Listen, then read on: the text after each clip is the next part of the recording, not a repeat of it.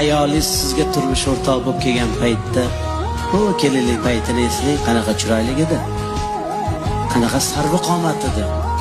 Siz ko'rayotgan o'sha sarvqomatlardan ham sarvqomat edi. Siz o'sha internetda tomosha qilib o'tirgan go'zallardan ham go'zal edi.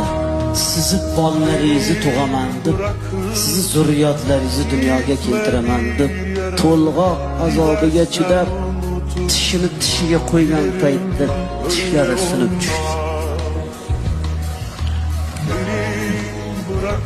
Kechalari yarim tunda uyg'onib, bolangizga alla aytganda ko'zlari qizarib, bedorlikdan, uyqusizlikdan ko'zlarini nurini yo'qotdi. Ko'zlari xiralashdi.